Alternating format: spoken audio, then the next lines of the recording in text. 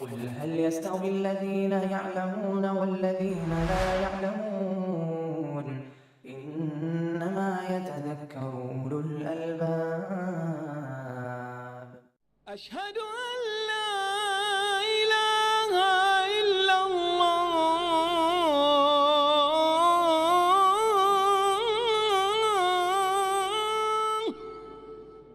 الحمد لله رب العالمين وصلى الله وسلم وبارك على عبده ورسوله وخيرته من خلقه نبينا وإمامنا محمد وعلى آله وأصحابه ومن دعا بدعوته واتبع هديه إلى يوم الدين. أما بعد، فباب الوتر، کتاب الصلاۃ کا یہ باب الوتر ہے. جیسا کہ ہم سب جانتے ہیں کہ وتر ایک تاکیدی نماز ہے جس کا اہتمام نبی صلی اللہ علیہ وسلم سفر میں بھی کیا کرتے تھے. سفر میں وتر اور فجر کی 2 رکعت سنت، یہ سنت قبلیہ ہے، فرض سے پہلے، ان دونوں نمازوں کا بڑا اہتمام کرتے تھے. سفر و حضر میں کہیں بھی نہیں چھوڑتے تھے. جبکہ ظہر سے پہلے اور بعد کی سنت، مغرب کے بعد کی سنت، عشاء کے بعد کی سنت مسافر نہیں ادا کرتا. بھائی ہم وتر کی نماز سواری پر آپ پڑھتے، جدھر سواری آپ کے سمت سفر میں جا رہی ہوتی، اور فجر کی 2 رکعت سنت نہیں چھوڑا کرتے. سواری پر چونکہ آپ صلی اللہ علیہ وسلم نے وتر پڑھا ہے، یہ اس بات کی دلیل ہے کہ وتر واجب نہیں بلکہ تاکیدی سنت ہے، اور اس کی اہمیت اور فضیلت آئی ہے. کچھ علماء اس کو وتر کو تاکیدی امر کی وجہ سے کہ حکم ہے، تاکیدی ہے، اور نبی صلی اللہ علیہ وسلم نے اس کے اوپر مواظبت برتی ہے، ہمیشگی برتی ہے، واجب کے قائل ہیں. لیکن صحیح قول یہ ہے کہ یہ سنت مؤکد ہے، تاکیدی سنت.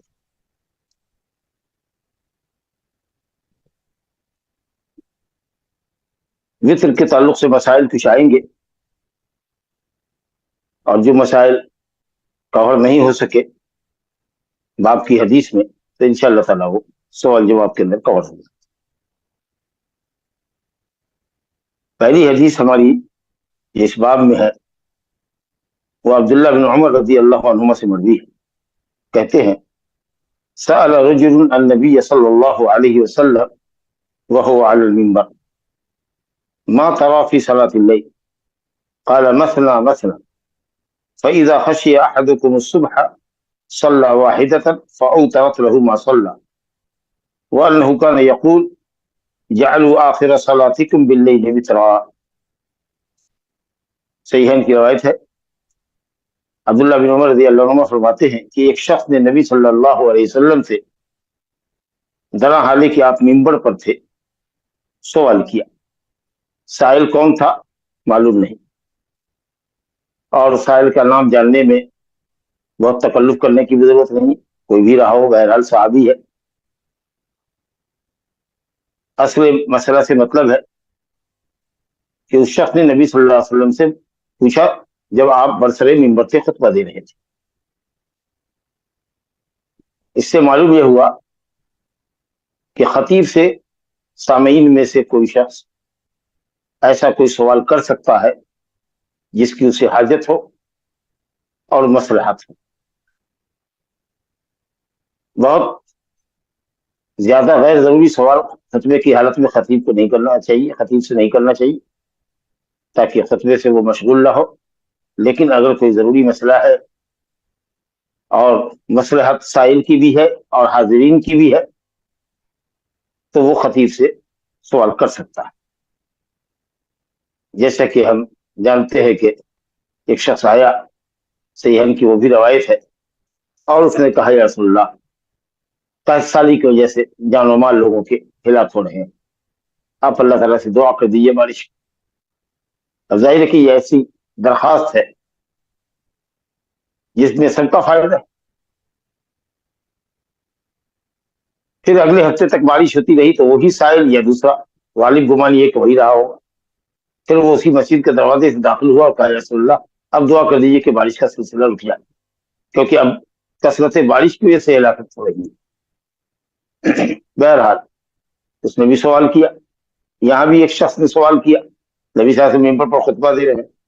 اب وہ جو حدیث ہے کہ خطبے کے درمیان گفتگو کرنا ایک عمل لغو ہے، اور بعض حدیثوں میں ہے اس کی سند صحیح ہے کہ اگر آدمی گفتگو کرتا ہے خطبے کی حالت میں تو اس کی جمعہ نہیں ہوتی، یعنی صلاۃ جمعہ نہیں ہوتی، ظہر میں وہ تبدیل ہو جاتی ہے۔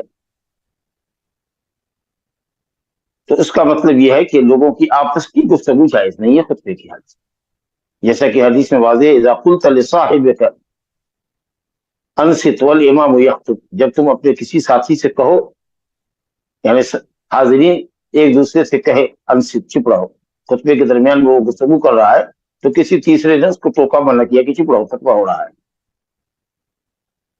تو اس نے لغو کام کیا۔ جو بات کر رہا ہے اس کو کرنے دو، یا اشارے سے اگر خاموش کر سکتے ہو سمجھ جائے تو اشارہ ٹھیک ہے کافی ہے، ورنہ اس کو رہ لیتا، صبح اپنی نماز خراب مت کرو یا اپنے ثواب ضائع مت کرو۔ تو اس حدیث کا تعلق سامعین سے ہے کہ سامعین آپس میں ایک دوسرے سے حاضرین جمعہ ایک دوسرے سے خطبے کے درمیان بات چیت نہیں کر سکتے، لیکن خطیب سے اگر ضرورت ہو اور مصلحت سے سوال کرنے میں تو آدمی خطیب سے مخاطب ہو سکتا ہے، اور خطیب اس کو جب جواب دے گا تو ظاہر ہے کہ خطبے سے رک جائے گا، جواب دے گا پھر وہ اپنے خطبے میں کنٹینیو ہوگا۔ بہرحال اس نے یہ سوال کیا ما تری فی صلاۃ اللیل، آپ کا کیا خیال ہے رات کی نماز کے تعلق سے، تہجد کے تعلق سے آپ کا کیا خیال ہے؟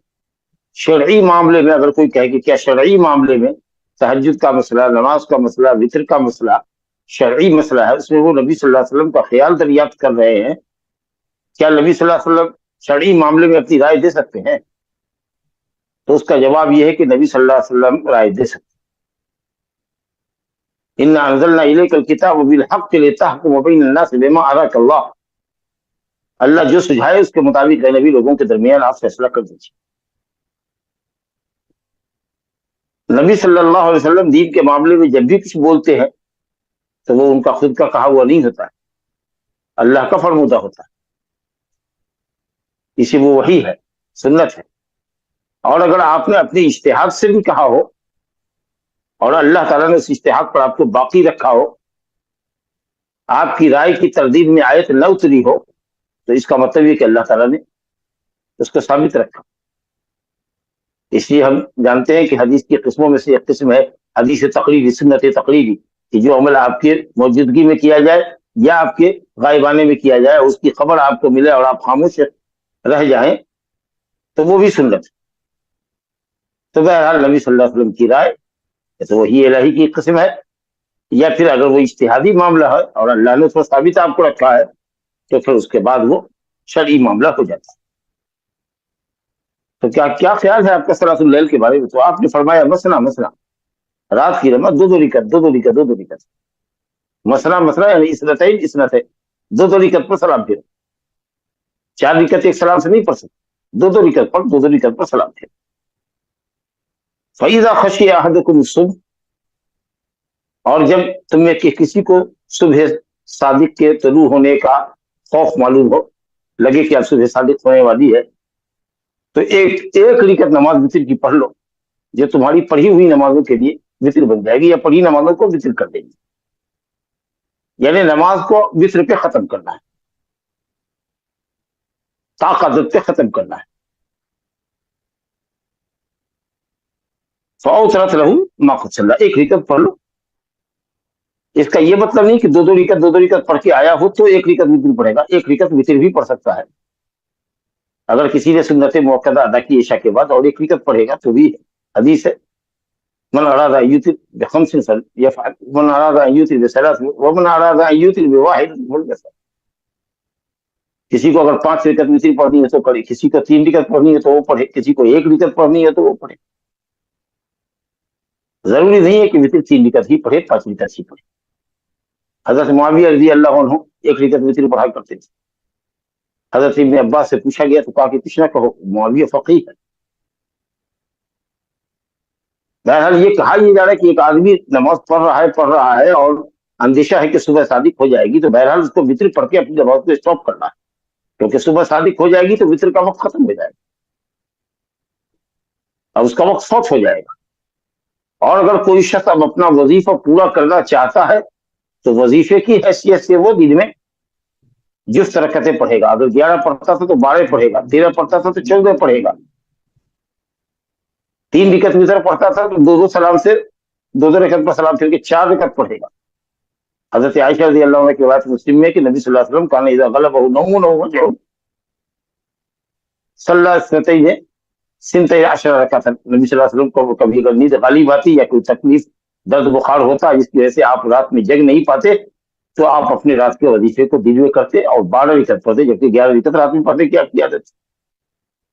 بہرحال وطر تو اصل میں فوت ہو گئی، لیکن رات کا کہ وظیفے کی گویا کہ وہ اگر چاہے تو دن میں قضا کر سکتا ہے۔ اب کچھ لوگوں نے کہا کہ فجر صادق کے طلوع اور فرض کے درمیان یا سنت سے پہلے اگر چاہے تو پڑھ سکتا ہے، شیخ ابن تیمیہ وغیرہ اسی کے قائل ہے، اور حدیث من نام عن الوتر اور نسیہ، کوئی اگر شخص وطر کو چھوڑ کر سو جائے یا بھول جائے فلیصلی اذا ذکر، تو اس کو پڑھے جب یاد آ جائے۔ تو اس سے لوگوں نے کہا کہ فجر کے بعد بھی، فجر صادق کے طلوع ہونے اور فجر سے پہلے بھی ہو چاہے تو پڑھ سکتا ہے۔ لیکن جمہور اہل علم کا قول یہ ہے کہ اگر وہ رات کا وظیفہ پورا کرنا چاہے تو طلوع آفتاب کے بعد پڑھے۔ تو میں یہ عرض کر رہا تھا کہ حدیث میں کہ دو رکعت، مقصود یہ کہ دو رکعت پر سلام پھیرتے جاؤ، 4 رکعت ایک سلام سے نہیں ہے، اور جب صبح ہونے کا اندیشہ ہو تو 1 رکعت نماز پڑھ کر کے وطر کر دو تاکہ وہ پڑھی ہوئی نمازوں کو وطر کر ڈالے۔ وَأَنَّهُ كَانَ يَقُولُ،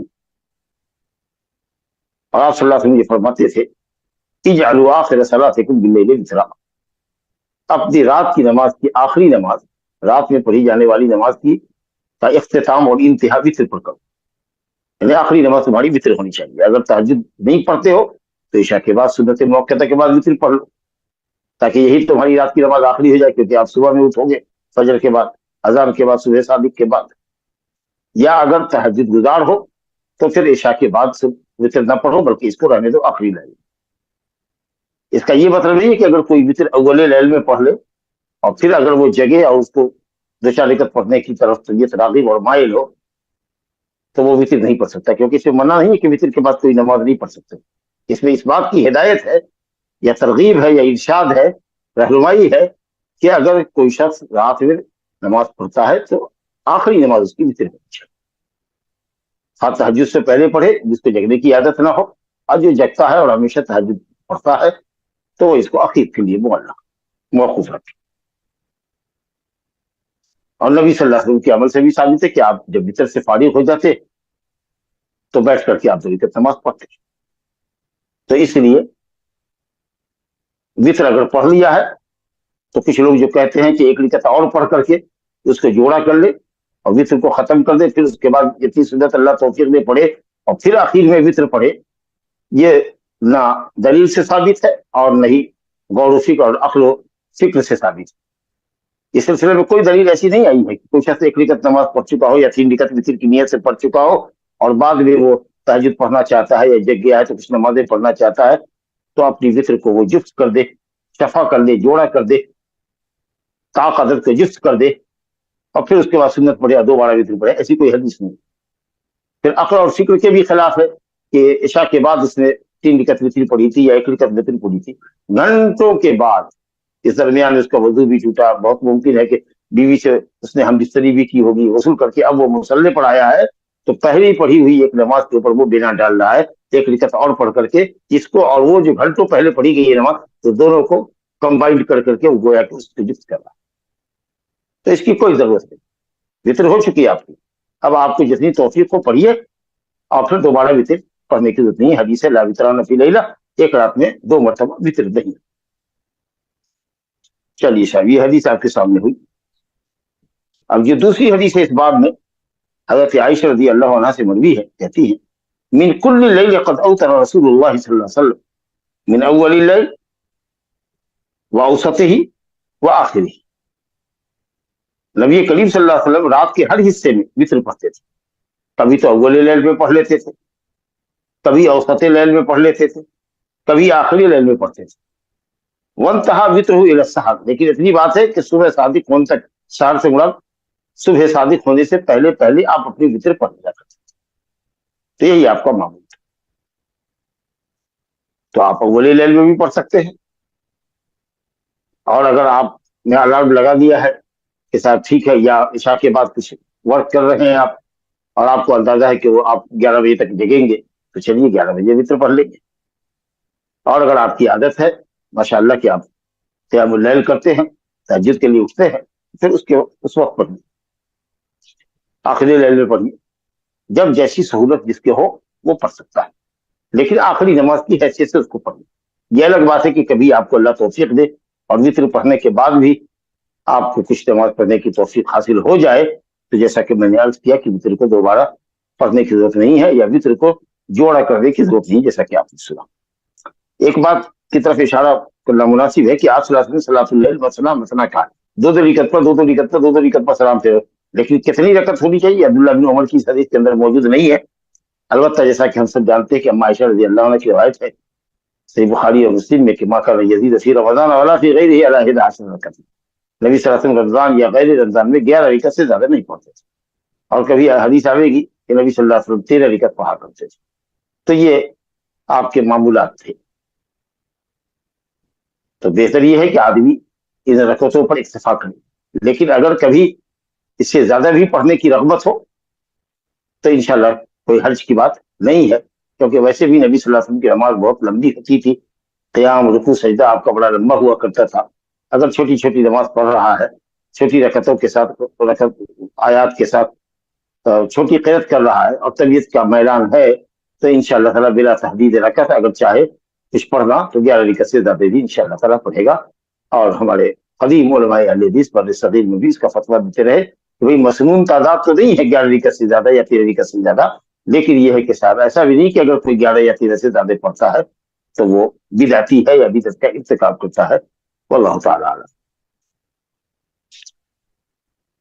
دیکھیے یہ تیسری روایت اس کے اندر آ گیا کہ عن عائشہ رضی اللہ عنہا قالت كان رسول الله صلى الله عليه وسلم يصلي من الليل 13 ركعة يوتر من ذلك ب5 لا يجلس في شيء الا في آخرها۔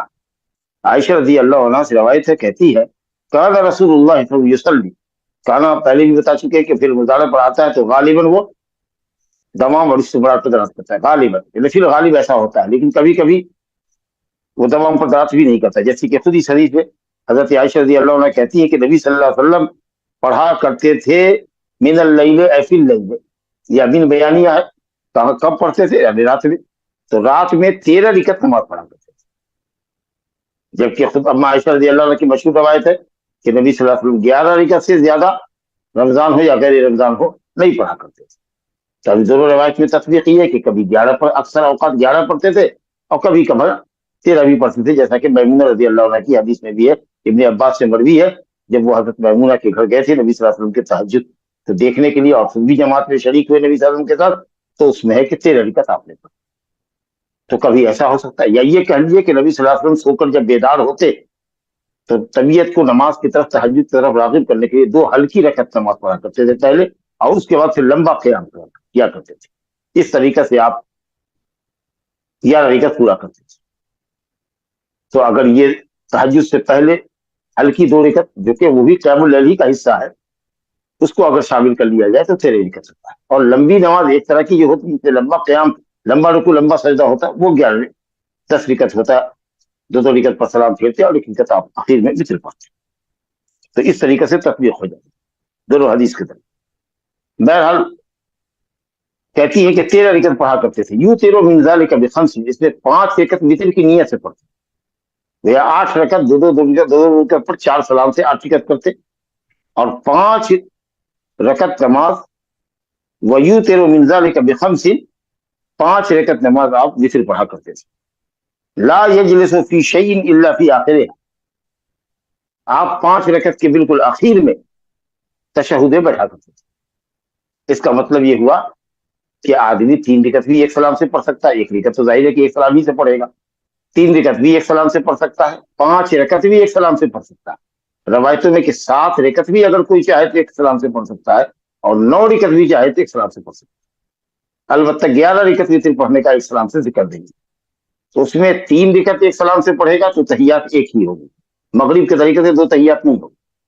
5 रकत भी पढ़ा है, देख लीजिए हदीस है मुस्लिम शरीफ की, तो कहते हैं अम्मा आयशा कहती कि 5 रकत भी पढ़ते तो सिर्फ एक ही तहियात करते, 5 रकत कंटिन्यू लगातार पढ़ते जाते, उठते जाते, 2 सजदे के बाद दूसरी रकत के लिए, तीसरी रकत के लिए, चौथी रकत के लिए, 5वीं रकत के लिए, ये 5 रकत से फारिग हो जाती है तब तैयार दरूद दुआ पढ़ करके सलाम देते। इसी तरीके से अगर 7 पढ़ते तो भी 7 कंटिन्यू पढ़ते, कोई तशहुद नहीं करते। जब 9 रकत पढ़ते तो 8 रकत के बाद तहियात अव्वल करते, तशहुद अव्वल करते, फिर 1 रकत पढ़ते, उसके बाद तशहुद सानी करते। तो अगर आदमी इस तरीके से चाहे 9 रकत पढ़ना तो पढ़ सकता है, या अपने घर वालों के साथ पढ़ना चाहे तो पढ़ सकता है। लेकिन आम तरीके से जो इमाम मुकर्रर है नमाज पढ़ाने के, जैसे तरावी वगैरह में लोग हाफिज होते हैं, अगर वो इस तरीके से करे तो जाहिर है कि हर कोई साथ नहीं दे पाएगा, और लगातार इतनी रकतों तक नमाज पढ़ता रहे, उसका बैठता रहे, रुकू से करता रहे, शायद मुमकिन ना हो। तो इसलिए बेहतर ये है जो तरीका था नबी साहब का कि 2 रकत वो पढ़ते। अब ये जो वितर पढ़ेगा तो अब उसको हक है कि अगर 3 रकत चाहे तो एक सलाम से पढ़े और सिर्फ एक तशहुद करे आखिर में, या चाहे तो 2 रकत पढ़े और 1 रकत पर सलाम फेरे। दोनों तरह की सुन्नत है, लेकिन बेहतर ये कि सलातुल लैल मसला मसला और उसके बाद 1 रकत वितर पढ़ ले, ताकि ये हो। तो 3 रकत वितर की नियत से पढ़ता है तो ऐसा कर सकता है कि वो 2 सलाम से पढ़े। कुछ लोग ये समझते हैं कि भाई 2 और 1 3 मिलकर के वितर है, तो जैसे ही 2 रकत पढ़ के सलाम करते हैं दाएं बाएं, फौरन ही सेकंड नहीं लगता है और तीसरी रकत के लिए उठ जाते हैं। अरे भाई अगर चाहे तो आप 2 मिनट बैठ करके भी आप तीसरी पहली 1 रकत पढ़ सकते हैं, और ये पहली रकत आपकी अगली 2 रकतों के साथ मिलकर के 3 रकत हो जाएगी। अगर इमाम को पारी की जरूरत है या किसी को कुछ कहने की जरूरत है तो वो कह सकता है। ऐसा नहीं है कि दाएं बाएं 2 रकत पर सलाम फेरा और उसके बाद बगैर किसी इंतजार के फौरन ही खड़े हो गए। अगर 2 मिनट के बाद भी आगे 1 रकत पढ़ता है तो ये 1 रकत और अगली 2 रकत मिलकर के 3 रकत हो जाएगी। तो बहरहाल आपने समझा कि साहब 1 रकत से लेकर के 9 रकत तक नबी सल्लल्लाहु अलैहि वसल्लम से वितर था। इसलिए कुछ लोग कहते हैं क़यामुल लैल को, पूरी नमाज को कहते हैं सलातुल वित्र, और जिक्र करते हैं क़यामुल लैल का। तो क़यामुल लैल हो, तहज्जुद हो, सलातुल वित्र हो, सलातुल तरावी हो, सब एक ही नमाज के मुख्तलिफ नाम है। बस सलातुल वित्र इसलिए कहते हैं कि अदद वित्र पे खत्म हो। तहज्जुद इसलिए कहते हैं कि वो रात की नमाज है, और उसी को नाशियतुल लैल कहते हैं, जिसको सो करके जगने के बाद आदमी पढ़ता है। और आम दिनों में उसको तहज्जुद और क़यामुल लैल कह लीजिए, और रमजान के दिनों में आदमी उसको तरावी करता है। 4 रकत के बाद थोड़ा तरविया होता है, 5 मिनट से 7 मिनट 10 मिनट तक का वक्फा हो, जिसमें आदमी आराम कर सके, थोड़ा सा रिलैक्स हो सके 5 मिनट। लेकिन वहां भी कहाँ 1 से 2 मिनट लोग ठहरते हैं और फिर 5वीं रकत के लिए उठ जाते हैं। बहरहाल तो तरवीह होता है, 4 रकत पर थोड़ा सा राहत लेने के लिए इंतजार किया जाता है और थोड़ा लोग रिलैक्स होते हैं, इसलिए उसको तरावी कहते हैं। तो ये वित्र के ताल्लुक से रवायत इस बाब की 3 मुअल्लिफ लाए थे और हमने वो तीनों आपके सामने पढ़ी। उसके बाद एक बाब हमारे सामने और है, फिर उसके बाद इंशाअल्लाह ताला हम सवाल जवाब की तरफ मुतवज्जह होंगे। ये बाब है बाबुल ज़िक्र अक़ीब सलात, नमाज के बाद जिक्र का बयान। नमाज के बाद जो होगा वो जिक्र होगा, और नमाज से पहले जो तहियात में होता है वो दुआ। नमाज के बाद जिक्र के बड़े मुनाफे हैं, बड़े फायदे। सबसे बड़ा फायदा तो ये है कि ताअत से निकले, नमाज से निकले और जिक्र में मशगूल हो गए, ताअत के बाद ताअत करने लगे। दूसरी बात यह है कि ये जिक्र और अज़कार इंशाअल्लाह हमारी तरफ से होने वाली खलल, वाक़ई होने वाले खलल या नक्स की जो नमाज हुई है उसकी इंशाअल्लाह तलाफी का जरिया बन जाएगी। और फिर इसका अजर अजीम है, जो आप महसूस करेंगे, देखें कितना अजीम अजर है इसका। तो इसलिए नमाज के बाद आदमी को जिक्र व अज़कार करना चाहिए। फ़इज़ा क़ज़यतुम अस्सलाह फ़ज़्कुरुल्लाह क़ियामन व क़ुऊदन व अला जुनूबिकुम। नमाज से फारिग हो जाओ तो कुरान कहता है जब नमाज पूरी कर लो तो अल्लाह का जिक्र करो, खड़े होकर के, बैठ करके, लेट करके। अगर नमाज के बाद सलाम के बाद इमाम जब कौम की तरफ फिर जाए, अस्तग़फिरुल्लाह अस्तग़फिरुल्लाह अस्तग़फिरुल्लाह अल्लाहुम्मा अंता सलाम व मिनका सलाम, तबारक या ज़ल जलाली वल इकराम कह करके वो कौम की तरफ दाएं तरफ से हो या बाएं तरफ से हो कौम की तरफ फिर जाए, उसके बाद लोगों को उठना चाहिए। अब बकिया जो अज़कार हैं आप चलते चलते अपने घर के रास्ते में पढ़ लीजिए, घर जाके पढ़ लीजिए, मस्जिद में बैठ के पढ़ लीजिए। कोई शख्स अपने कमरे में हुजरे में गया, अगर वो लेट करके चाहता है अपने अज़कार को मुकम्मल करना, फिर वो सुन्नत पढ़ेगा तो कर सकता है, अल्हम्दुलिल्लाह। तो कुरान मजीद में भी नमाज के बाद जिक्र का बयान आया है और हदीसों के अंदर तो बकसरत आया है, बाब भी कायम किया है मुहद्दिसीन ने। यहाँ भी एक दो हदीस लेकर के आए हैं नमाज के बाद जिक्र का बयान। पहली हदीस है अन अब्दुल्लाह इब्न अब्बास रज़ियल्लाहु अन्हुमा अन रफ़अ अस्सौत बिज़िक्र हीन यनसरिफु अन्नास मिनल मक्तूबा कान अला अहदी रसूलिल्लाह सल्लल्लाहु अलैहि वसल्लम। क़ाल इब्न अब्बास कुन्तु अअलमु इज़ा इंसरफ़ू बिज़ालिका इज़ा समिअतु व फ़ी लफ़्ज़िन मा कुन्ना नअरिफ़ु क़ज़ाअ सलात रसूलिल्लाह सल्लल्लाहु अलैहि वसल्लम इल्ला बित्तक़वी।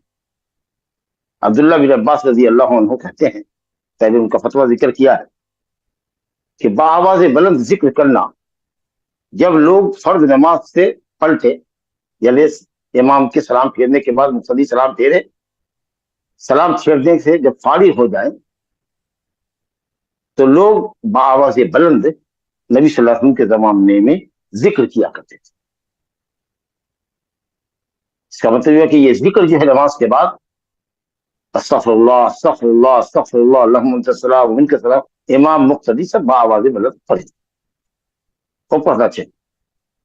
अगरचे जमहूर उम्मत के उलमा और उनके अतबा मुत्तबईन कहते हैं कि सिर्री पढ़ना चाहिए ताकि दूसरे नमाजियों के लिए तशवीश न हो, उलझन का बाइस नहीं। अरे भाई काहे का उलझन, अगर हर कोई कदरे बुलंद आवाज से पढ़ रहा है तो तशवीश नहीं है। तशवीश होती है कब, जबकि सब खामोश हो, एक आदमी ऊंची आवाज में बात कर रहा हो, दो आदमी ऊंची आवाज से जिक्र अस्कार कर रहा हो तो दूसरे को खलल पड़ता है। अगर सब कोई बुलंद आवाज से अगर जिक्र कर रहा है तो उसमें कहीं कोई तशवीश की बात नहीं। रह गई बात हाँ नमाजी को हो सकती है कि तशवीश हो जो मसबूक है, तो अगर आपके बगल में दाएं बाएं अगर कोई नमाज पढ़ रहा है तो कदरे आप आवाज को पस्त कीजिए, इतनी आवाज बुलंद नहीं हो कि उसके लिए उलझन का बायस। लेकिन बहरहाल ये एक सुन्नत है, अगर से जमहूर अहले इल्म कहते हैं कि साहब आहिस्ता पढ़ना चाहिए, वो इस वजह से कि जिक्र को मख्फी करके मख्फी तरीके से पढ़ने का भी हदीस में हुक्म आया है। आम औकात में आम हालात में जिक्र मख्फी कीजिए, लेकिन यहाँ नमाज के बाद के साथ खास है जिक्र रफ़े सौत के साथ। इसलिए हनाबला के नजदीक, शेख इस्लाम इब्न तैमिया के नजदीक और इसी तरीका से वक्त के इमाम, इस वक्त के इमाम इब्न बाज़, इब्न उसैमीन रहमहुल्लाह के नजदीक है कि जिक्र बाआवाज़ बुलंद करना चाहिए। जबकि इमाम शाफी रहमतुल्लाह अलैह कहते थे कि कुछ दिनों तक नबी सल्लल्लाहु अलैहि वसल्लम ने बाआवाज़ बुलंद जिक्र किया है लोगों को सिखलाने के लिए। और इसी फतवे की तरफ ये इमाम शाफी ने किताब उल में जिक्र किया है, मुहद्दिस आसर इमाम अलबानी रहमतुल्लाह अलैह का मैदान है कि जिक्र आहिस्ता करना चाहिए। और ये ज्यादा दिन आपने नहीं किया था, तालीम की वजह से किया था। हालांकि ये भी हो सकता है कि तालीम अगर देना है तो बजाय इसके कि आप जहरी तौर पर जिक्र करें, आप लोगों को बैठाते और कहते कि भाई नमाज के बाद का यही जिक्र है, तुम लोग इसको कर ले, एक दर्स इसी मौजूद पर आप रखते। लेकिन ये कि आप कर रहे हैं या ये है कि हम नबी सल्लल्लाहु अलैहि वसल्लम की नमाज का इनक़िज़ा कि आप नमाज से फारिग हो गए, आपके जिक्र की बुलंदी से जो आवाज हमारी कानों तक पहुंचती थी, क्योंकि इमाम के साथ मुक़्तदी हजरात भी जिक्र बाआवाज़ बुलंद करते थे। हजरत इब्न अब्बास बच्चे थे, छोटे थे, आखिरी सफों में होते थे, सलाम की आवाज वहां तक नहीं जाती, लेकिन जब जिक्र की आवाज थी, जब जिक्र बाआवाज़ बुलंद होता तो उनको समझ आता कि नमाज खत्म हुई। या मुमकिन है कि छोटे होने की वजह से नमाज में नहीं शरीक होते रहे होंगे, बाहर रहते रहे होंगे, तो वहां आवाज जाती रही होगी रफ़े सौत की। बहरहाल मसले में अहले इल्म का इख्तिलाफ है कि जहरी करना चाहिए कि सिर्री करना चाहिए। मैं समझता हूँ कि कुछ कलिमात जहरी कहना हदीस ज़ाहिर के मुताबिक ठीक है। अब इसमें जो बात है वो यही है कि इसमें एक लफ्ज है कि कुन्ना नारिफुल क़ज़ा सलात रसूलुल्लाह बित्तकबीर इल्ला बित्तकबीर, हम नबी सल्लल्लाहु अलैहि वसल्लम के नमाज के इख्तिताम को और इंतहा को समझते थे कैसे, तकबीर के जरिए। अभी तकबीर से क्या मुराद है? तो कुछ लोगों ने क्या अल्लाहु अकबर अल्लाहु अकबर अल्लाहु अकबर कहते, जबकि नबी सल्लल्लाहु अलैहि वसल्लम का फेल ये है, जैसा कि हज़रत सौबान रज़ी अल्लाह अन्हु से रवायत है मुस्लिम में, कि नबी सल्लल्लाहु अलैहि वसल्लम जब नमाज से पलटते सलाम करते तो आप इस्तग़फ़र सलासा 3 मरतबा इस्तिग़फ़ार करते, अस्तग़फ़िरुल्लाह अस्तग़फ़िरुल्लाह अस्तग़फ़िरुल्लाह। اللہم انت السلام و منک السلام تبارک یا ذو الجلال والاکرام، پھر آپ پلٹتے ہیں اور اس کے بعد اذکار آپ کرتے ہیں۔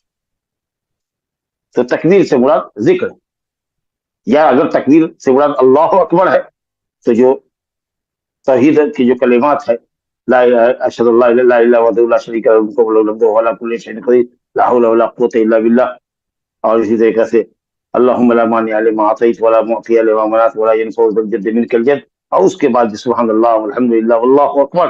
تو اس میں جو 33 مرتبہ سبحان اللہ الحمد للہ اللہ اکبر جو کہتے ہیں، یا 34 مرتبہ اللہ اکبر کہتے ہیں، وہ مراد ہے تکبیر سے۔ لیکن یہ عمل نبی صلی اللہ علیہ وسلم کے فعل سے نہیں ہے کہ آپ اللہ اکبر اللہ اکبر اللہ اکبر 3 مرتبہ کہتے۔ حالانکہ امام محمد رحمۃ اللہ علیہ نے ذکر کیا ہے عمر بن دینار تابعی سے، من اوساط التابعین میں سے ان کو کہہ لیجیے، غالباً 45 یا 46 ہجری میں حضرت معاویہ کے زمانے میں عمر بن دینار کی پیدائش ہوئی ہے، اور انہوں نے حضرت جابر سے، حضرت عبداللہ بن عمر سے، اسی طریقے سے حضرت انس بن مالک سے، حضرت طفیل سے حدیثیں سنی ہیں۔ علم و فضل کے بڑے تھے، لیکن کبار تابعین میں سے نہیں، اوساط تابعین میں کہہ لیے، ایسے قال تابعین میں شامل کر لیجیے۔ تو انہوں نے یہ کہا ہے کہ صاحب لوگ نماز ختم کرتے ہیں تو 3 مرتبہ اللہ اکبر اللہ اکبر اللہ اکبر کہتے تھے، واللہ اعلم۔ لیکن محققین اہل علم نے کہا ہے کہ ذکر سے مراد، تکبیر سے مراد ذکر ہے، اور وہ تکبیر ہے وہ اللہ اکبر ہے جو تسبیح کے ساتھ آتا ہے، سبحان اللہ کے ساتھ الحمدللہ اللہ اکبر علی کل حال۔ تو یہ حدیث ہے ذکر کی، اس سے معلوم ہوا کہ رفع صوت کے ساتھ، لیکن مناسب آواز ہو، اتنی اونچی نہ ہو کہ جس سے لوگوں کو اچھی خاصی پریشانی لاحق ہو، متوسط درجے کی آواز بلند ہونی چاہیے، بہت لاؤڈ نہیں ہونا چاہیے، لاؤڈلی صوت نہیں ہونا چاہیے ذکر، لیکن ایسا بھی نہیں کہ بالکل زیر لب ہو، کچھ اذکار وغیرہ آدمی بآواز بلند کرے تاکہ سنت پر عمل۔ دوسری حدیث دیکھیے ذکر کے تعلق سے ہے، وعن وراد مولى المغيرة بن شعبة قال املا علي المغيرة بن شعبة من كتاب الى معاوية، حضرت معاویہ کو انہوں نے خط لکھا، حضرت معاویہ نے کچھ دریافت کیا ہوگا نماز کے بعد کے اذکار کے تعلق سے۔ تو وراد جو مغیرہ بن شعبہ مشہور صحابی ہیں، ان کے آزاد کردہ غلام تھے، ان پر ان کو املا کرایا مغیرہ نے۔ املا کرنے کا کہ ہم بول رہے ہیں اور سامنے والا لکھ رہا ہے، تو املا کرایا۔ وراد کہتے ہیں جو مغیرہ بن شعبہ کے آزاد کردہ غلام ہیں کہ مجھ پر املا کرایا، یعنی مجھ کو املا کرایا مغیرہ بن شعبہ نے۔ ایک تحریر لکھی انہوں نے معاویہ رضی اللہ عنہ کے نام، اس میں کہا کہ یہ لکھو۔ کیا لکھوایا خط میں؟ بولے کوئی اور دوسرا اس کو نوٹ کرے، یہ ہوا املا کرا، لکھو بھائی لکھو۔ اب وہ بول رہا ہے اور لکھنے والا لکھ رہا ہے۔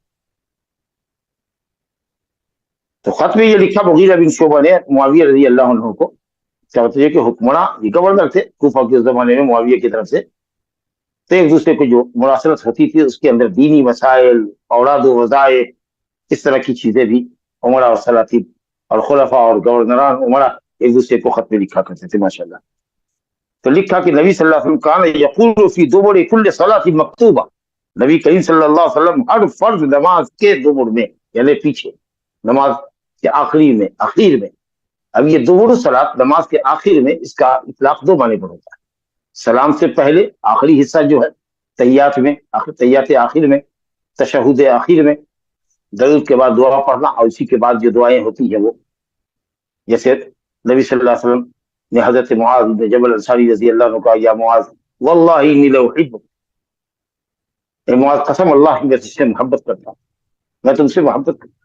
انہوں نے کہا بی ابی انت و امی یا رسول اللہ واللہ انا احبک اذا، میرے بابا باپ پر قربان فدا ہوں، میں بھی آپ سے محبت کرتا ہوں۔ تو آپ نے کہا کہ معاذ فرض نماز کے بعد یہ کلمات نہ چھوڑو، اللہم اعنی، یا رب اعنی علی ذکرک و شکرک و حسن عبادتک، وہاں بھی یہ دبر صلاۃ، تو وہاں علی نے کہا کہ دبر سے مراد ہے سلام سے پہلے، نماز کے آخری حصے، کیونکہ یہ دعا یہ کلمات ہے، اور نماز کے اندر جو دعا کی جائے وہ نماز سے باہر کی دعا سے افضل ہوتی ہے، اس چیز کو پہلے پڑھنا چاہیے سلام سے پہلے۔ اور نماز کے بعد جو کچھ ہم پڑھتے ہیں وہ اوراد پڑھتے ہیں، اذکار پڑھتے ہیں، نہ کہ دعا۔ تو اس لیے یہ جو ہے لا الہ الا اللہ وحدہ لا شریک لہ اللہم لا مانع لما اعطیت الی آخرہ، یہ سب اوراد و وظائف، ان کو پڑھنا ہے نماز کے بعد، سلام کے بعد. اور جو دعائیہ کلمات ہیں جیسے حضرت معاذ کو سکھایا آپ نے، کسی دو بڑے کل صلاۃ مکتوبہ، لا تدعنا، ہرگز نہ چھوڑو اس کو. رب اعنی علی ذکر کا، اے رب میرے اپنے ذکر پر، اپنے شکر پر اور اپنی اچھی بندگی پر ہماری مدد فرما. اس کو تحیات میں اخیر میں سلام سے قبل پڑھنا چاہیے. تو کہتے ہیں کہ نبی صلی اللہ علیہ وسلم ہر فرض نماز کے آخر میں یعنی سلام کے بعد پڑھا کرتے تھے لا الہ الا اللہ وحدہ لا شریک لہ لہ الملک ولہ الحمد وہو علی کل شیء قدیر اللہم لا مانع لما اعطیت ولا معطی لما منعت ولا ينفع ذا الجد منک الجد. اس کا ترجمہ کر لیں. لا الہ الا اللہ، اللہ کے سوا کوئی معبود حقیقی نہیں. کل ہی گفتگو ہوئی ہے لا الہ الا اللہ، اللہ کی خبر محذوف ہے اور وہ ہے حق. لا الہ حق، کوئی معبود برحق نہیں ہے، حق نہیں ہے سوائے اللہ کے. اللہ کے علاوہ جتنے معبودان ہیں سب بات ایک الہ حق ہے. ذالک بان اللہ هو الحق، اللہ یہ معبود برحق ہے. الہ مانے معبود، قابل بندگی، پرستش. بندگی کے لائق کوئی بھی ہستی نہیں ہے یا بندگی کی مستحق ذات کوئی بھی نہیں ہے سوائے اللہ. وحدہ، وہ اکیلا ہے. وہی الا اللہ جو ہے اس کی تاکید، سوائے اللہ کے کوئی معبود حقیقی نہیں. وہ اللہ جو اکیلا ہے، اپنی ذات میں اکیلا ہے، اپنی صفات میں اکیلا ہے، اپنی ربوبیت میں اکیلا ہے، اپنی الوہیت میں اکیلا ہے. لا شریک لہ، اس کا کوئی شریک نہیں ہے. یعنی لا الہ، اللہ کے سوا کوئی معبود نہیں، یعنی کوئی پارٹنر ہے ہی نہیں، کوئی عبادت کے لائق ہے ہی نہیں. یہ لا شریک لہ، یہ لا الہ کی نفی کی تاکید.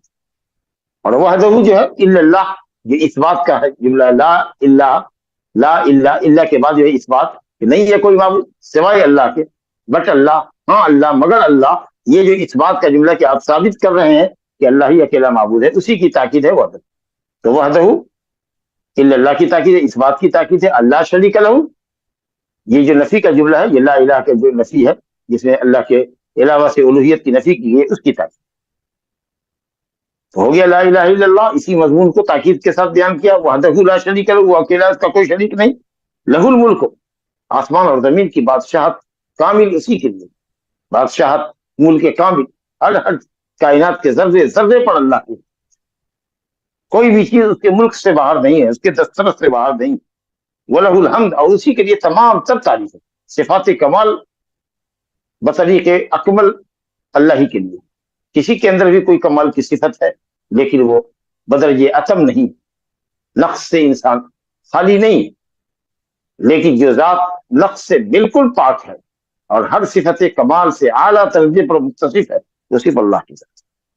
لہ الملک ولہ الحمد، ملک بھی، ملک کامل بھی اسی کے لیے، حمد کامل بھی اسی کے لیے. مکمل حمد، مکمل ملک اسی کا. وہ اعلیٰ کل شیء قدیر، اور اللہ ہر چیز پر قادر. اس کے بعد ہے اللہم لا مانع لما اعطیت، توحید کا جملہ دیکھیے. اللہ جس کو تو دے اس کو کوئی روک نہیں سکتا. جس کو تو نوازے، کسی طرح کی کوئی نوازش ہو، علم کی شکل میں، مال کی شکل میں، عزت کی شکل میں، نیک نامی کی شکل میں، جس کو جو کچھ تو دے دے اس کو کوئی روک نہیں سکتا. ولا معطی لما منعت، اور جس کو تو نہ دے، جس کو تو روک دے، جس سے تو روک دے، جس کو تو محروم کر دے، اس کو کوئی دے نہیں سکتا. ولا ينفع ذا الجد، کتنا توحید کا زبردست جملہ، اور کس قدر اعتماد بڑے لفظ انداز میں یہ آدمی بندہ اللہ تعالیٰ کے سامنے اپنی عاجزی اور اپنی محتاجی کا ظاہر کر رہا ہے. ولا ينفع ذا الجد منک الجد، اور جد سے مراد غنا، کسی بھی نصیب والے کو یا کسی بھی مالدار کو اس کی مالداری تیری پکڑ سے بچا نہیں سکتی. یعنی اللہ کے عذاب سے آدمی اپنی مالداری کی وجہ سے نہیں بچے گا، کیونکہ وہاں مال کہاں ہوگا. توبہ استغفار کرے گناہوں سے، مال اللہ کے راستے میں خرچ کرے، حلال طریقے سے کمائے تو نیکی حاصل کرے گا. لیکن صرف اس وجہ سے وہ بخشا جائے کہ وہ دنیا میں مالدار تھا، صاحب اعلی اولاد تھا، صاحب کرسی و اقتدار تھا، یہ ہرگز نہیں ہو سکے. مال والے کو تیری پکڑ سے اس کی مالداری نفع نہیں پہنچا سکتی. یہ نماز کے بعد کا ایک وظیفہ لکھ کر کے حضرت مغیرہ نے معاویہ رضی اللہ عنہ کو خط میں بھیجا. پھر اس کے بعد کہتے ہیں ثم وفدت بعد ذلك على معاویہ، اور رات کہتے ہیں کہ پھر جب میں ایک وقت کی شکل میں معاویہ رضی اللہ عنہ کے پاس گیا ملنے کے لیے، فسمعته، تو میں نے وہاں سنا کہ وہ لوگوں کو اس وظیفے کا اہتمام کرنے کا حکم دیتے تھے کہ نماز اہتمام کرو. تو صرف معلومات اس لیے نہیں آنی چاہیے کہ صرف معلومات کی حد تک ہم کو علم مل گیا بس، بلکہ اس کو اس پر عمل کرنا چاہیے اور دوسروں تک بھی یہ پیغام پہنچانا چاہیے. اچھا وہ فی لفظ ایک لفظ میں ہے کہ یہ بھی انہوں نے لکھا کان ینہا، اسی خط کے اندر یہ بات بھی رہی ہوگی. کان ینہا ان قیل وقال، نبی صلی اللہ علیہ وسلم قیل و قال سے منع کیا کرتے تھے. یہ قیل و قال کیا ہے؟ فلاں کے متعلق یہ بات سنا ہے، کوئی کہہ رہا تھا، سوچ رہے ہیں کہنے والے کا نام لیں گے تو معاملہ سنگین ہوگا. ایسا ایسا سنا جا رہا ہے، ایسا ایسا کہا جا رہا ہے فلاں کے متعلق، فلاں نے فلاں کے متعلق یہ کہا ہے، تو میں لگے ہوئے کہ کون کس کے متعلق کیا کہہ رہا ہے. تو یہ لوگوں کی تجسس کے پیچھے نہیں رہنا چاہیے. کون کس کے متعلق کیا کہہ رہا ہے، کون کہاں کہہ رہا ہے.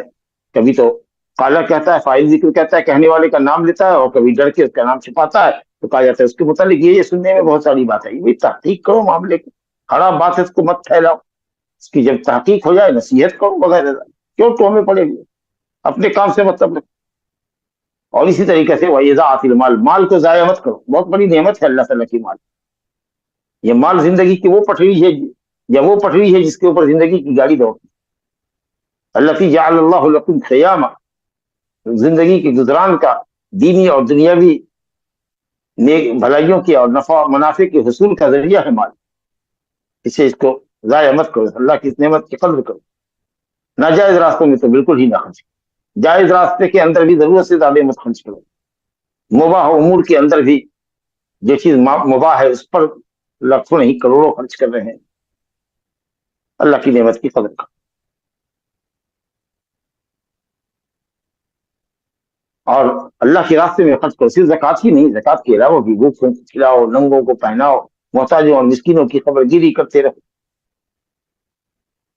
تو اضاعت مال سے منع کیا، قیل و قال سے منع کیا، اضاعت مال سے منع کیا، اور تیسری بات ہے وہ کثرت سوال، اور کثرت سے سوال کرنے سے منع کیا. اگر مال کا سوال ہے تو سوال تو بالکل ہی نہیں کرنا چاہیے، یہ تو اصل ہے حرام کہ آپ کسی سے سوال کریں، الا ہے کہ آپ ضرورت مند ہو، حاجت مند ہو، تو بقدر حاجت آپ دوسرے سے سوال کر سکتے. اور اگر مطلب ہے علم، تو علم بھی جب ضرورت ہو، کوئی مسئلہ ہو، کوئی پیش آ جائے کوئی مسئلہ، تو عالم کے پاس جانا چاہیے. صرف خیالی مسئلہ اگر ایسا ہو تو کیا ہوگا، اگر ایسا ہو تو کیا ہوگا.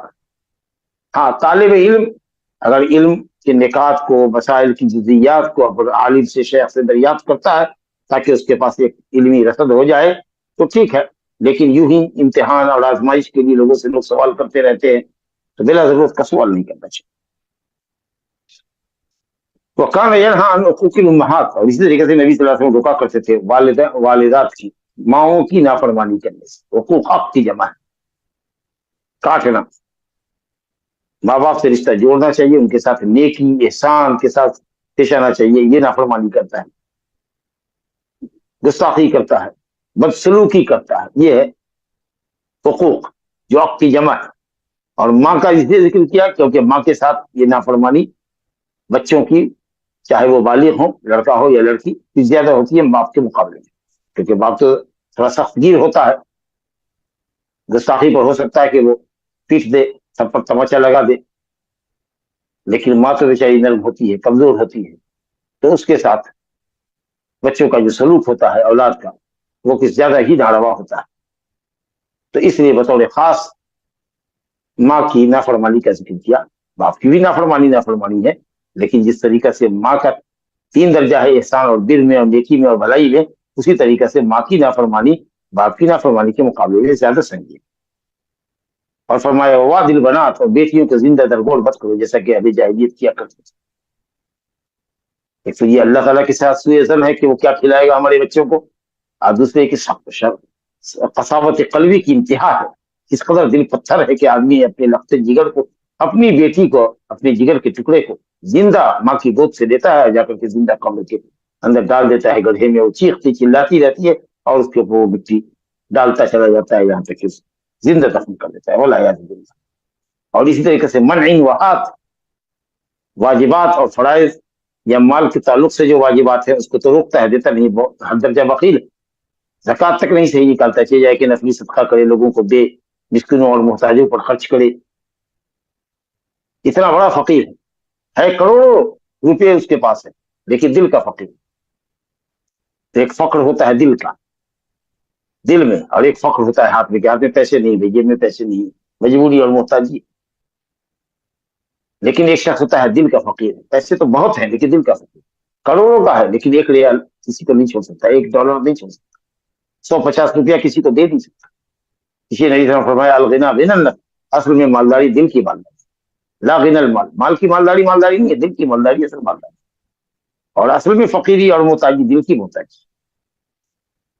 बहरहाल तो अपना हक, उस पर जो वाजिब हक है उसको तो ये रोकता है, लेकिन अपने हक का दूसरे से मुतालबा करता है। हाथ हाथ लाओ लाओ लाओ लाओ, माल का हरीस है, माल जमा करने में हरीस है, लेकिन अपने ऊपर अगर उसके हक है कि वो दूसरे का हक अदा करे, ज़कात दे, सदका दे या दूसरे का कर्ज चुकाए, तो उसमें वो हर दर्जा बखील होता है। तो अपनी तरफ से मनअन, ला ला नहीं देगी, और दूसरे को कहता है हाथ हाथ लाओ लाओ लाओ। तो ये सब इंतहाई बेहुदा सिफात है, बुरी सिफत है, इससे इंसान को परहेज करना चाहिए। बहुत ही जामे बयान और जामे फरमान नबी करीम सल्लल्लाहु अलैहि वसल्लम का नकल किया गया इससे, हजरत मुआविया रज़ी अल्लाह अन्हु से। चलिए साहब, इसके बाद एक हदीस और है जिक्र के बाद में, कदर लंबी हदीस है, मुख्तसर पढ़ेंगे, अल्फाज को मुख्तसर कर दे। तीसरी हदीस है सुबैय मौला अबी बकर बिन अब्दुल रहमान बिन हारिस बिन हिशाम अन अबी सालिह सम्मानी अन अबी हुरैरा रज़ियल्लाहु अन्हु अन फुक़रा अल मुहाजिरीन अतौ रसूलुल्लाह सल्लल्लाहु अलैहि वसल्लम फ़क़ालू या रसूलल्लाह क़द ज़हब अहलुद दुसूर बिद्दरजातिल उला वन नईमिल मुक़ीम। लफ्ज़ के साथ चलते हैं। अबू हुरैरा रज़ियल्लाहु अन्हु कहते हैं कि फ़ुक़रा मुहाजिरीन, मुहाजिरीन जिन्होंने हिजरत की थी मक्का से और दूसरे शहरों से, अपना घर बार छोड़कर मदीना आ गए थे, और जो फकीर थे, ये भी जिनके हाथ में माल नहीं था, तंगदस्त थे, ये लोग नेकियों के कितने ख्वाहां थे, अल्लाह, इसका अंदाजा लगाइए। आए रसूलुल्लाह उनके पास, कहा या रसूलल्लाह, अहलुद दुसूर, दसर की जमा है, कहते माल को, जिनको अल्लाह ने माल दिया है, वो दरजात ओला, बुलंद दर्जात, यानी जन्नत में बुलंद दर्जात और जन्नत की दायमी नेमतों में हमसे सबकत ले गए। कहा वो कैसे? काला, आपने कहा वमा था, वो कैसे? कालू, कहा इन फुकरा ने, मुहाजिरीन जिन्होंने हिजरत की थी, जो मुहताज लोग थे, कहा कि या रसूलल्लाह युसल्लून कमा नुसल्ली व यसूमून कमा नसूम व यतसद्दक़ून वला नतसद्दक़ व युनफ़िक़ून वला नुनफ़िक़। 4 बात कही। या रसूलल्लाह वो नमाज पढ़ते हैं जैसे हम पढ़ते हैं, तो इस इबादत में तो हम दोनों बराबर हैं। रोजा हम भी रखते हैं, रोजा वो भी रखते हैं, इसमें भी हम दोनों बराबर हैं। लेकिन वो सदका देते हैं, ज़कात देते हैं, नफली सदका देते हैं, हम नहीं, हमारे पास पैसा मोहताजी कैसे नहीं। वो गुलामों को आजाद करते हैं, हम आजाद नहीं करते। तो अब माल खर्च करके अल्लाह के रास्ते में वो नेकियां हासिल करते हैं। जाहिर है कि जिनकी जितनी नेकियां होगी जन्नत में उनके दर्जा इतने बुलंद। तो आप सल्लल्लाहु अलैहि वसल्लम ने फरमाया अफला उअल्लिमुकुम, ये जो है ये तहरीस के लिए, तरगीब के लिए, शौक दिलाने के लिए, क्या मैं तुमको वो बात न सिखा दूं, कोई ऐसी चीज न सिखा दूं कि जिसको अगर तुम करने लगोगे तो तुम उन लोगों से सबकत ले जाओगे जो तुमसे सबकत ले गए, यानी जिन्होंने माल खर्च करके अल्लाह के रास्ते में नेकियां जमा कर ली है और जन्नत के बुलंद दर्जात के अहल बन रहे हैं, तुम उनसे सबकत ले जाओ। वो काम करो जो माल वाले को माल खर्च करके भी नहीं हासिल होता है, और फिर तुम्हारे बाद आने वाले भी तुमसे सबकत में ले जाए। वतस्बिकून बिही मन बादकुम, और उस अमल के जरिए, उस शय के जरिए जो मैं तुम्हें सिखा रहा हूं, अपने बाद वालों से भी तुम सबकत दे जाओ। जो लोग सबकत ले गए हैं माल खर्च करके, उनको तुम पीछे कर दो, और आने वाले लोग तुमको पीछे ना कर सके। अल्लाह, कहा ऐसे से अच्छी बात क्या हो सकती। लेकिन हाँ, कोई तुमसे अफजल नहीं हो सकता, लेकिन वो जो वो काम करे जो तुमको बता रहे हैं, जो वजीफा तुमको दे रहे हैं, अगर वो वजीफा दूसरा भी करने लगेगा तो जाहिर है कि वो तुम्हारे बराबर सवाब का हकदार होगा। अल्लाह के फजल को तो हक या कोई भी किसी से रोक नहीं सकता। तो तुम अगले लोगों से, तुम अपने से सबकत करने वालों से सबकत ले जाओगे, और बाद में आने वाले तुमसे सबकत नहीं ले जाएंगे, मगर वो लोग जो उस वजीफे को अंजाम दे, जो वजीफा तुमको सिखला रहे हैं, तो यकीनन वो तुम्हारे साथ सवाब में बराबर होंगे। अल्लाह, कालू वला या रसूलल्लाह, हाँ या रसूलल्लाह, जरूर फरमाइए। تو آپ نے فرمایا تسبحون و تکبرون و تحمدون دبر کل صلاۃ ثلاث و ثلاثین مرہ، ہر فرض نماز کے پیچھے، بعض روایت میں مکتوبہ ہے ہر فرض نماز کے بعد، اور یہ سلام کے بعد 33 مرتبہ سبحان اللہ، 33 مرتبہ اللہ اکبر، اور 33 مرتبہ الحمدللہ۔ تسبحون تسبیح کہو سبحان اللہ، تکبرون اللہ اکبر، و تحمدون الحمدللہ، دبر کل صلاۃ مکتوبہ، فرض نماز کے بعد ثلاث و ثلاثین مرہ، 33 مرتبہ۔ یہ وظیفہ بڑا زبردست ہے۔ اب ابو صالح کہتے ہیں، جو ابو ہریرہ سے جنہوں نے روایت کی ہے، ابو صالح سمان، وہ کہتے ہیں کہ فرجع فقراء المہاجرین فقالوا، اب فقراء مہاجرین کچھ دنوں کے بعد لوٹ گیا، انہوں نے کہا یا رسول اللہ، ہم نے اصحاب الاموال کو، اپنے مالدار ساتھیوں کو بھی، مالدار بھائیوں کو بھی سنا ہے کہ وہ بھی یہ تسبیح کرنے لگے۔ اب ان کو بھی تو ہو رہی ہوگی کہ یہ لوگ کیا انگلیوں پر گنتے ہیں بھائی، تو پتہ چل گیا ہو کہ یہ لوگ ایسا ایسا کرتے ہیں۔ اب وہ بھی لگے کرنے کے لیے، ففعلوا مثلہ، تو رسول اللہ نے کہا ذلک فضل اللہ یؤتیہ من یشاء، اب ہم کیا کر سکتے ہیں، یہ تو اللہ کا فضل ہے، جس کو چاہے جتنا چاہے دے دے۔ اب وہ تو اب اس میں عمل بھی برابر ہو گئے، اور پھر وہ سبقت لے جائیں گے مال کی وجہ سے، کیونکہ اب وہ تو جس کی وجہ سے تم سبقت لے جا رہے تھے مال والوں پر یا مال والوں کے مقابلے میں، اب تو وہ وظیفہ وہ بھی کرنے لگے، تو اب ظاہر ہے کہ مال جو اللہ کے راستے میں خرچ کر رہے ہیں یہ ان کا جو ہے سرپلس ہو جائے، فضیلت میں وہ آگے بڑھ جائیں گے۔ تو اسی لیے اہل علم میں یہ بڑا اختلاف ہے کہ غنی شاکر افضل ہے، مالدار جو شکر گزار ہے، یا وہ فقیر جو اپنی فقیری پر صبر کرتا ہے اور نیت ہے کہ کاش مجھ کو بھی مال ہوتا تو میں اللہ کے راستے میں خرچ کرتا۔ تو کہتے ہیں کہ ٹھیک ہے، نیت کرنے والے کو، عمل کرنے والے کو برابر ثواب ملتا ہے، لیکن نیت کرنے والے کو نیت کا ثواب ملے گا، نہ کہ عملی طور پر صدقہ خیرات کرنے والے کے مال کے برابر ثواب ملے گا۔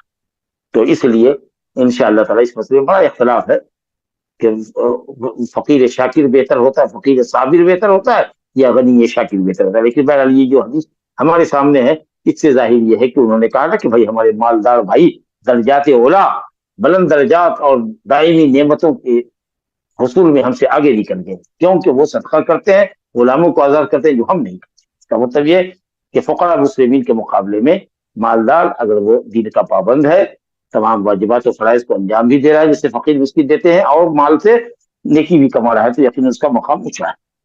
سوئی کہتے ہیں، جو پہلے راوی ہیں جنہوں نے ابو صالح سمان سے روایت کیا ہے، کہ میں نے جب اس حدیث کو اپنے بعض گھر والوں سے ذکر کیا، اور ہم یہ سمجھ رہے تھے کہ سبحان اللہ، اللہ اکبر اور الحمدللہ تینوں ملا کر کے 33 مرتبہ، یعنی 11 مرتبہ سبحان اللہ، 11 مرتبہ الحمدللہ، اور 11 مرتبہ اللہ اکبر، 11 تو 3 سے ضرب دیں گے تو 11 یا 33، تو کہتے تھے کہ 33 تینوں ملا کے۔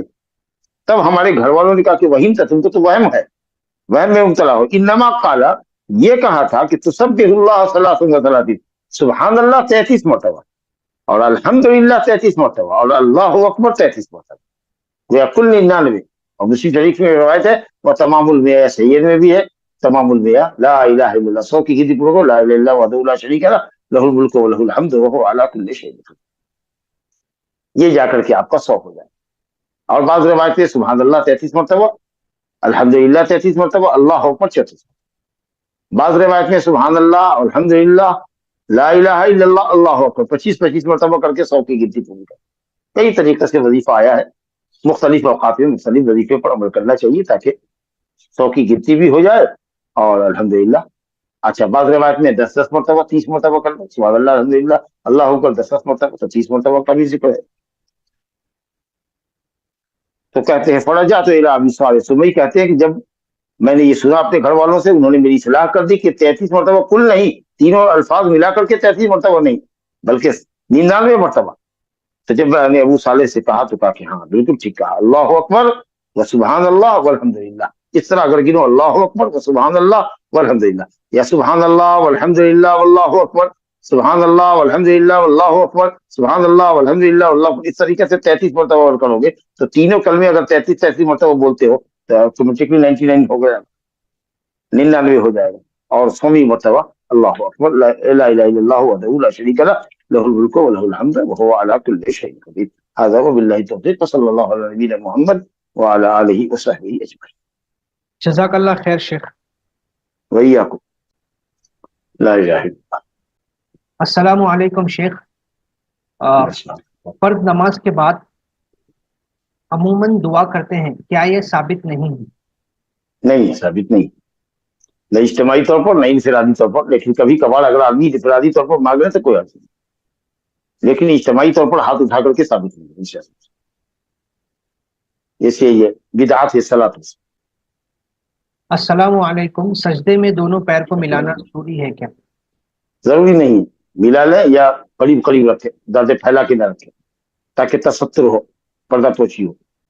شیخ، خوشخبری ملنے کے بنا پر سجدہ شکر کرنا ہے تو کیا باوضو ہونا ضروری ہے؟ اور نہیں ہے، نہیں ہے، باوضو ہونا ضروری نہیں. سجدے شکر میں تسبیح سبحان ربی الاعلی ہی کہے. یہ سجدے کا وہی وظیفہ ہے، لیکن اگر اس کے علاوہ کوئی حمد و شکر کے کلمات اگر کچھ کہے تو کوئی حرج نہیں. تراویح اور تہجد کا فرق جماعت میں پڑھنے کے وجہ سے ہی جماعت میں پڑھنے کی وجہ سے ہو تو کیا یہ اوکے ہے؟ یہ تراویح وہی ہوتی ہے جو آدمی جماعت سے پڑھتا ہے. تنہا اگر پڑھے آخری رات میں پڑھے تو اس کو قیام اللیل کہیں گے. وطر کی قضا فجر کے بعد کرنے پر کیا ایک کے بجائے 2 رکعت ادا کرنی ہوگی یا 3 کے بجائے 4؟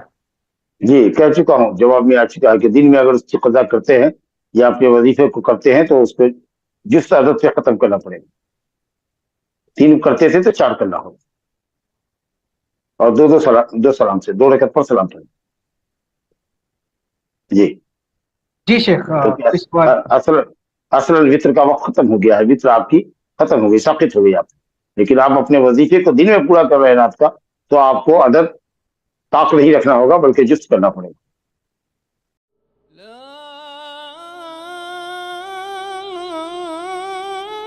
إله إلا الله.